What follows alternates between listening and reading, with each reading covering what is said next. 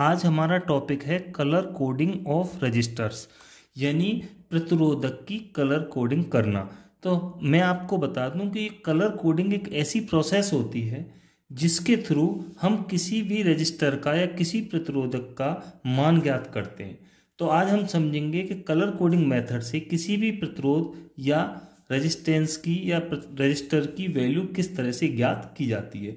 तो सबसे पहले मैं आपको ये बता दूं कि कलर कोडिंग की जरूरत क्यों पड़ती है। क्योंकि देखो, रेजिस्टेंस होता है, जो रजिस्टर होता है, प्रतिरोधक होता है, ये एक ऐसा कंपोनेंट है जिस पर उसकी वैल्यू लिखी हुई नहीं होती। बाकी जो कैपेसिटर वगैरह होते हैं उन पर सब पे उनका मान, उनकी वैल्यू लिखी हुई होती है।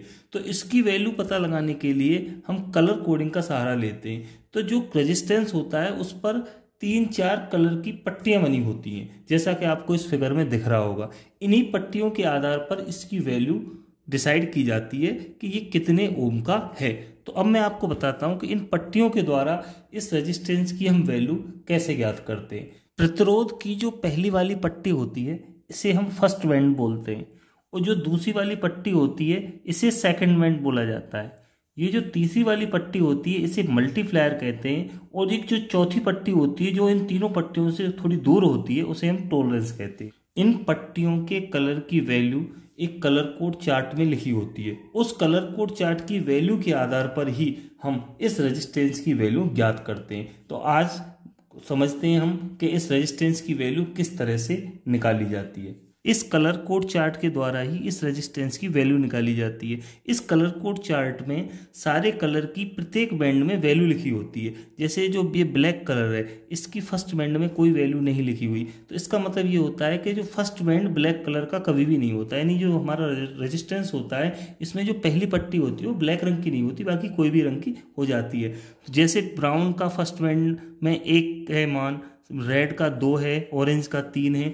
तो मतलब सारे कलरों का फर्स्ट बैंड में मान दे रखा है, वैल्यू दे रखी है। ऐसे ही सेकंड बैंड में दे रखी है, तीसरा मल्टीप्लायर में भी दे रखी है, और चौथी टॉलरेंस में भी दे रखी है। अब मैं आपको टॉलरेंस समझा दूं, टॉलरेंस का क्या मतलब होता है। देखो, रेजिस्टेंस में ये 3 कलर की पट्टियां होती हैं, इसके आधार पर तो रेजिस्टेंस की वैल्यू निकाली जाती है। जो चौथी पट्टी होती है उसे हम टॉलरेंस कहते हैं। टॉलरेंस का मतलब ये होता है कि रेजिस्टेंस की जो वैल्यू में वेरिएशन आता है उसे हम टॉलरेंस कहते हैं। जैसे टेम्परेचर घटने बढ़ने पर जो रेजिस्टेंस की वैल्यू घटती बढ़ती है, या उसके वोल्टेज परिवर्तन पर जो रेजिस्टेंस की वैल्यू घटती या बढ़ती है, उसमें जो वेरिएशन आता है उसे हम टॉलरेंस प्रदर्शित करते हैं। अब ये जो टॉलरेंस होती है ये परसेंटेज में होती है, 5%, 10%, 20%। इसका मतलब ये होता है कि जैसे अगर लास्ट की जो पट्टी गोल्डन कलर की है तो इसका मतलब ये होता है कि इसकी जो रेजिस्टेंस की जो वैल्यू है उसमें 5% का चेंज आएगा, यानी या तो 5% उसकी वैल्यू घट सकती है या 5% बढ़ सकती है।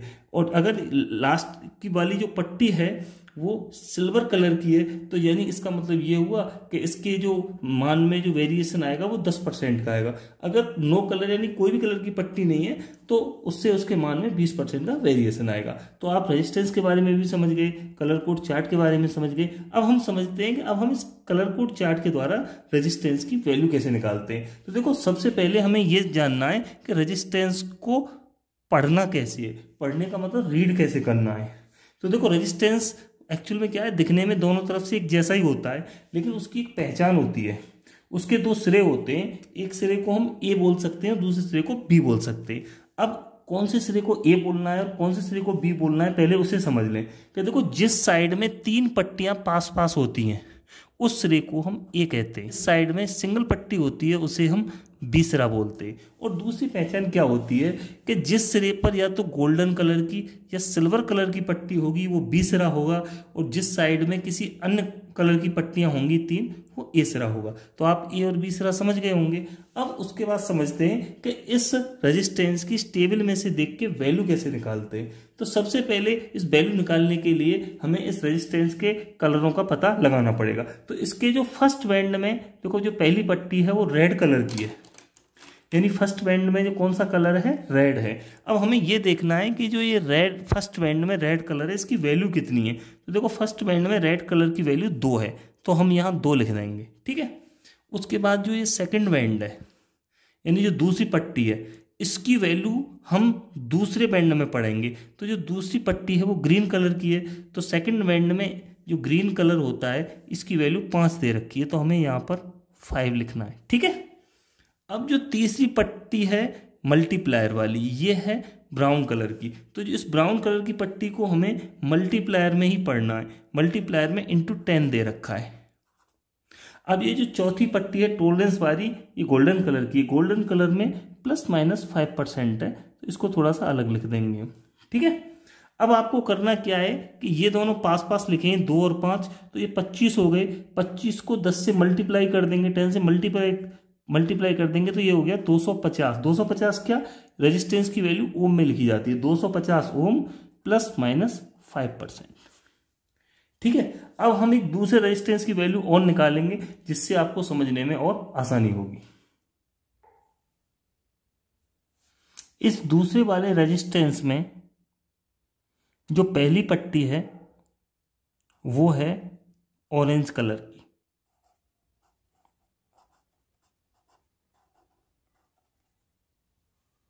और जो ये दूसरी वाली पट्टी है ये है ब्लू कलर की, और जो तीसरी वाली पट्टी है वो है ग्रीन कलर की, और चौथी वाली गोल्डन।